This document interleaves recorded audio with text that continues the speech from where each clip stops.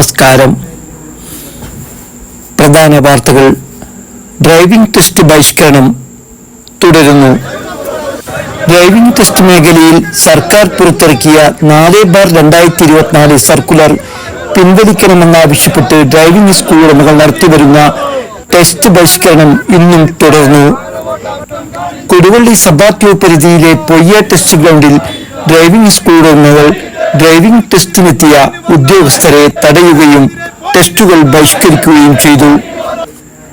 പ്രതിഷേധ സമരത്തിന് നിഷാബ് മുല്ലോളി, അജിത് കുമാർ, TK റിയാസ്, കേളം നെല്ലിക്കോട്, സുധർമ്മൻ എന്നിവർ നേതൃത്വം നൽകി.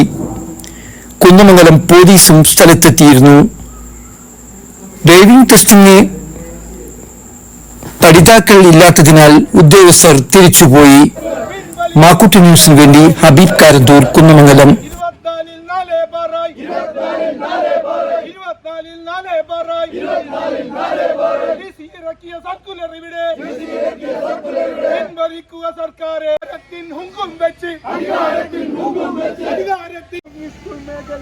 ഡ്രൈവിംഗ് സ്കൂൾ മേഖലയെ കുത്തകൾക്ക് തീരെഴുതാൻ അച്ചാരം വാങ്ങി മന്ത്രി ഗണേശൻ, അച്ചാരം വാങ്ങി മന്ത്രി ഗണേശൻ,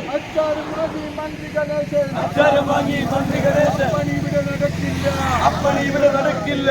കേരളമാനം നോട്ടോളൂ, 3 കോടി ജനങ്ങളെ നാട്ടിൽ 30 പേർക്ക് ടെസ്റ്റ് നടത്തി.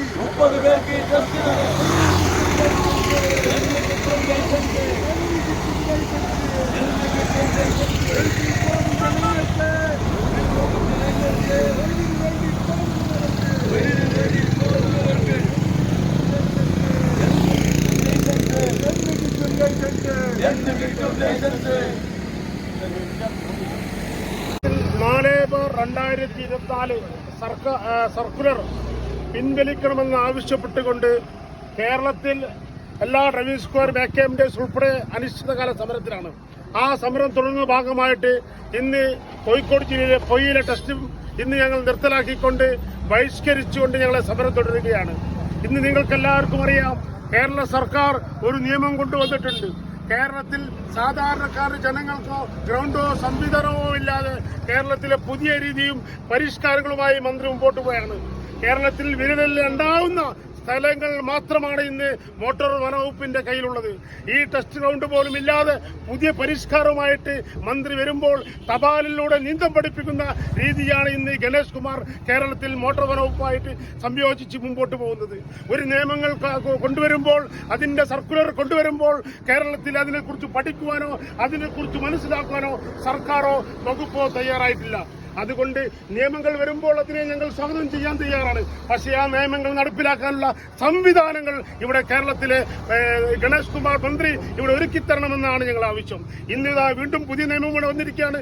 ഡ്രൈവിംഗ് പഠിപ്പിക്കുമ്പോൾ ക്ലച്ചും ബ്രേക്കും വേണ്ട എന്നാണ് പറയുന്നത്.